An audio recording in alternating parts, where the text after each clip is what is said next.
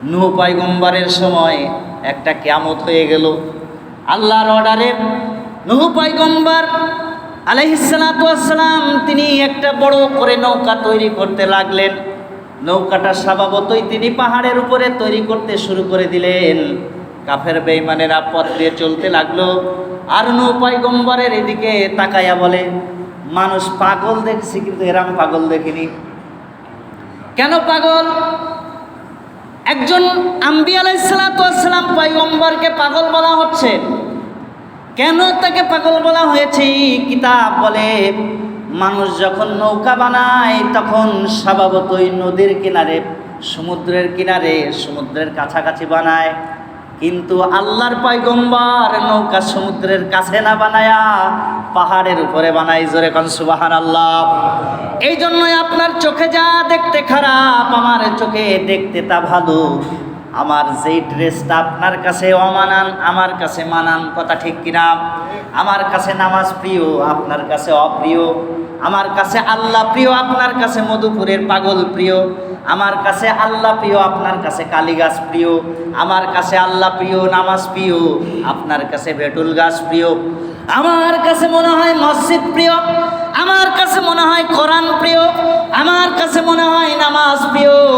যেহেতু আমার চোখের কাছে আপনি বিপরীত, সেই জন্য আপনার কাছে সব শিরকযুক্ত বিষয় প্রিয়। ঠিক কিনা? নূহ পয়গম্বর নৌকা বানালেন।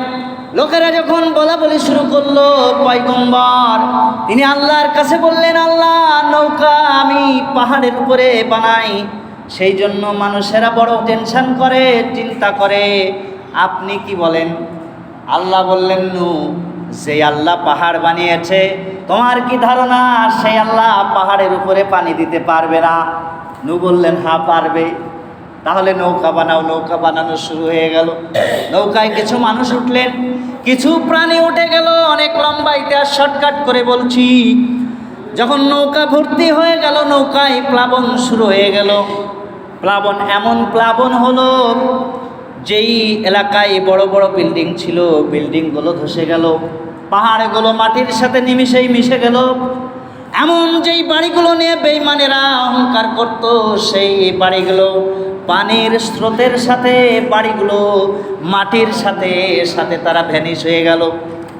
নূহ পয়গম্বর পানিতে থাকলেন, নৌকায় থাকলেন। অনেক শিক্ষণীয় বিষয় মুসলমান খেয়াল করো। নূহ পয়গম্বর নৌকার উপরে থাকলেন। কিতাব লিখেছি, নূহ পয়গম্বর 41 দিন নৌকার উপরে থাকলেন। যদিও মতান্তর আছে, 2-1 দিন কম বেশি হতে পারে।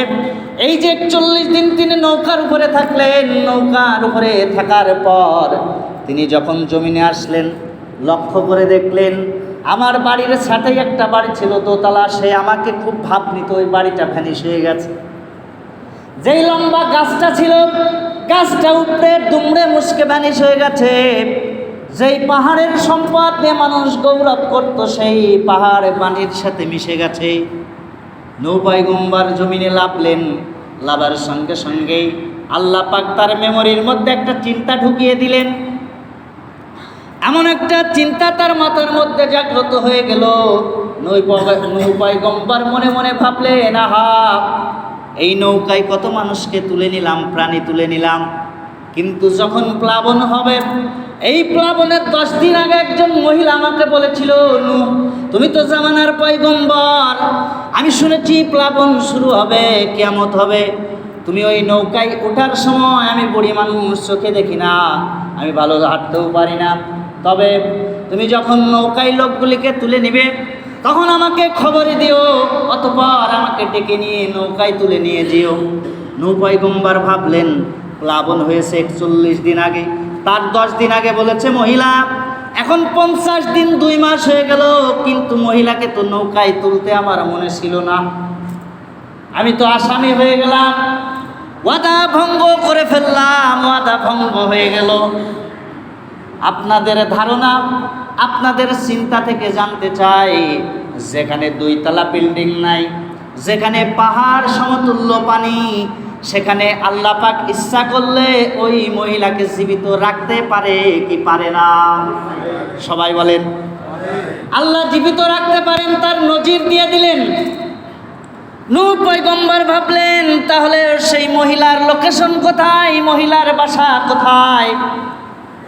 উনি হাঁটতে শুরু করলেন, সামনে গিয়েই দেখলেন যেখানে পাহাড় সমতুল্য পানি, বিল্ডিং ভেঙে গেছে, গাছগুলো উপড়ে পড়ে আছে দুমড়ে মুচকে, পাহাড়গুলো ধসে গেছে, সেই রকম একটা বিধ্বস্ত এলাকায় ছোট্ট কুড়ে ঘরের মধ্যে কে যেন কুন কুন করে কথা বলে। নূহ পয়গম্বর মনে মনে চিন্তা করলো, আহা, এই যে বিল্ডিং ধসে গেল, পাহাড় সমতুল্য পানি, এই পানি শুকাতে না শুকাতেই এর মাঝখানে আবার কে নতুন করে বাড়ি বানালো। আমি তো এইমাত্র নৌকা থেকে নামলাম, আর তো মানুষ থাকার কথা নয়। তিনি যখন ফিরে আসলেন, ঘরের কাছাকাছি গিয়ে যখন আনাগোনা করলেন, মনে মনে চিন্তা করলেন, এই ঘরের মধ্যে যদি কোনো মানুষ থাকে তাহলে অবশ্যই সালাম দিলে উত্তর পাওয়া যাবে। নূহ পয়গম্বর সালাম দিলেন, বাড়ির থেকে উত্তর দিলেন সুবহানাল্লাহ। নূহ পয়গম্বর জিজ্ঞেস করলেন, আপনি কে? মহিলা বললেন, শোনো, আমি জামানার পয়গম্বর নূহ আলাইহিস সালাতু ওয়াস সালামের একজন ক্ষুদ্র উম্মত, আমি একজন বৃদ্ধ মহিলা। আপনি কে? নূহ পয়গম্বর বললেন, আমি এই জামানার পয়গম্বর হযরতে নূহ আলাইহিস সালাতু ওয়াস সালাম। বুড়ি ঘরের ভিতর থেকে বললেন, হ্যাঁ, আপনি তো বলেছিলেন নৌকায় তোলার সময় প্লাবন হওয়ার আগে আমাকে ডাকবেন, মনে হয় প্লাবনের সময় এসেছে, সেই জন্য আমাকে ডাকার জন্য ঘরের ভিতরে আপনি ডাকার জন্য এসেছেন। জোরে কোন সুবহানাল্লাহ। নূহ পয়গম্বর সিজদায় লুটিয়ে গেলেন, সঙ্গে সঙ্গে সিজদা দিলেন আর আল্লাহর কাছে বললেন, আল্লাহ, যেখানে পাহাড় সমতুল্য পানি, সেখানে একজন বৃদ্ধা এই 50টা দিন পানির নিচেই আপনি বাঁচিয়ে রেখেছেন। আল্লাহ বললেন, নূহ শোনো, তুমি তোমার উম্মতকে ভুলে যেতে পারো, কিন্তু যেহেতু আমার উপরে ঈমান এনেছে, শুধুমাত্র আমার ইবাদত করে, সেই জন্য এই পাহাড় সমতুল্য পানি কেন, এর থেকেও হাজার গুণ পানির মধ্যে আমি ওই বুড়িকে বাঁচিয়ে রাখতাম। জোরে কোন সুবহানাল্লাহ। যেখানে পানির মধ্যে মানুষকে আল্লাহ জীবিত রাখতে পারে, সেখানে আপনার গরুর জন্য অন্য জায়গায় যাবেন, এই শিরকযুক্ত ইবাদত 70 রাকাত পড়লেও আল্লাহর কাছে যাবে না। আল্লাহ এমন নজির স্থাপন করেছেন, তার ক্ষমতা সব জায়গায় বিরাজমান। রাতের অন্ধকারে কি করবেন সেটাও একজন খবরে জানে, তার নাম কি? আল্লাহ পাক বলেন, লা তাখুযুহু সিনাতুন ওয়ালা নাওম। জোরে বলুন আল্লাহু আকবার। আল্লাহ পাক বলেন, শোনো, রাতের অন্ধকারে মানুষ যখন পাপ করতে শুরু করে আর মনে মনে চিন্তা করে, গভীর রাত হয়েছে, এখন যদি আমি রাতের অন্ধকারে পাপ করি কেউ বুঝতে পারবে না। কিন্তু তোমার জানা রাখা উচিত, কোরআন বলছে, লা তাখুযুহু সিনাতুন ওয়ালা নাওম, আমার আল্লাহ কোনোদিন ঘুমায় না, তার কোনো ঘুম হয় না। জোরে কোন সুবহানাল্লাহ। এজন্য আল্লাহ বলেন, শোনো, যদি তোমার অর্থের প্রয়োজন হয়, তোমার শিক্ষার প্রয়োজন হয়, যদি তোমার গাড়ির প্রয়োজন হয়, বাড়ির প্রয়োজন হয়, তাহলে আমার সাথে প্রেম করো। রাতের অন্ধকারে তাহাজ্জুদ নামাজে দাঁড়িয়ে যাও, নফল ইবাদতে দাঁড়িয়ে যাও, এমনি করেই তোমার সব চাহিদা পূরণ হয়ে যাবে। জোরে কান সুবহানাল্লাহ।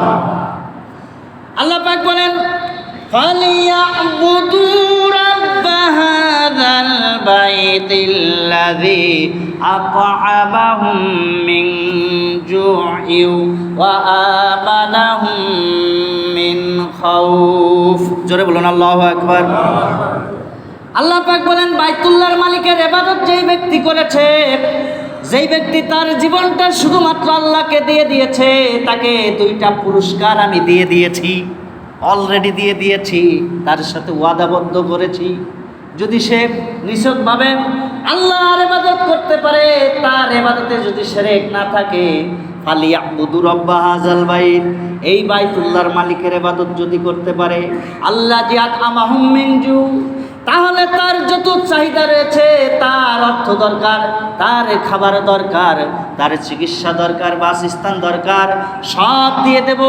ওয়া আমানাহুম মিন খাউফ, আর তার সম্পদ নিয়ে কোনো ভয় থাকবে না। জোরে কোন সুবহানাল্লাহ। এজন্য শুধুমাত্র একমাত্র একজনের কাছে চাইতে হবেন, তিনি হচ্ছেন আল্লাহ। আপনার যত সমস্যা আছে, সমস্ত সমস্যা একজনের কাছে তুলে ধরতে হবে। আপনি সেজদা দিয়েছেন, সেজদার তাসবিহ পড়েছেন 3টা, এই তাসবির সাথে আপনি আপনার চাহিদা বলেন।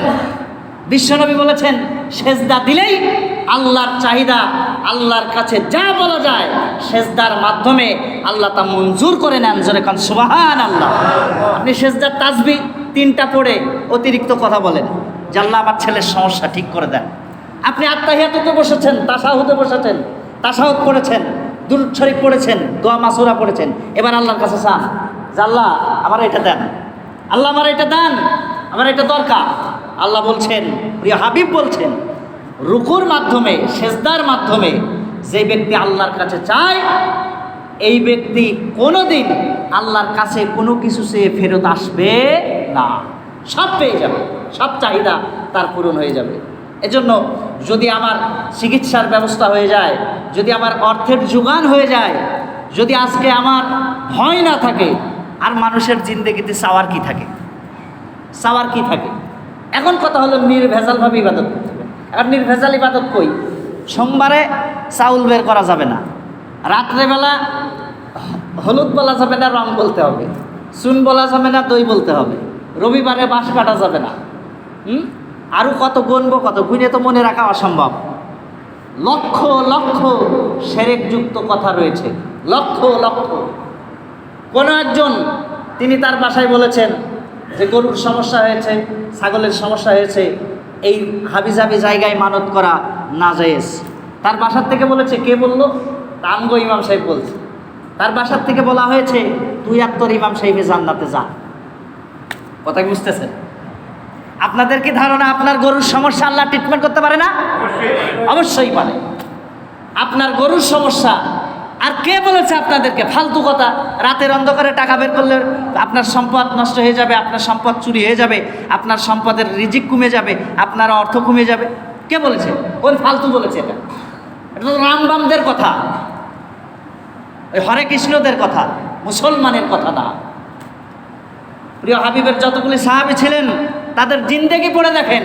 তারা রাতের অন্ধকারে গভীর রজনী উপেক্ষা করে তাদের মাল সামানা মানুষের বাসায় বন্টন করেছেন। তাদের অভাব ছিল?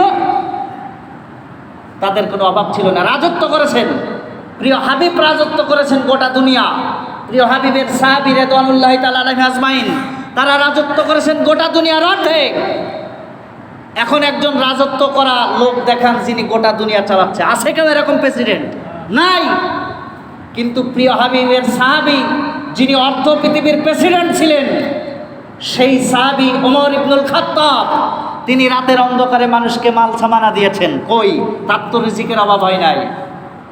আপনি জন নিয়েছেন, আপনি এই জনের টাকা সন্ধ্যা হয়ে গেছে দিবেন না, সকালবেলা দিবেন, শিরক। ওই লোকটার গায়ের ঘাম শুকানোর আগে আপনাকে দিতে হবে। রাত 12টায় যদি তার কাজ শেষ হয়, রাত 12টায় আপনার টাকা দিতে হবে। এসব ফালতু হাবিজাবি মন্তব্য মানে পেয়েছেন। এসব ফালতু হাবিজাবি কাজ করবেন, আর এদিক নামাজ আদায় করবেন, আর মনে মনে চিন্তা করবেন আর বিশাল বুজুর্গ। না, আপনি শিরকের মধ্যে আছেন। যখনই কাজ শেষ তখনই তার টাকা পেমেন্ট করেন, পেড করে দেন তার টাকা। আপনার বাসায় একজন কাজ করেছে, আপনার বাসায় টাকা আছে, কিন্তু আপনি চিন্তা করছেন আজকে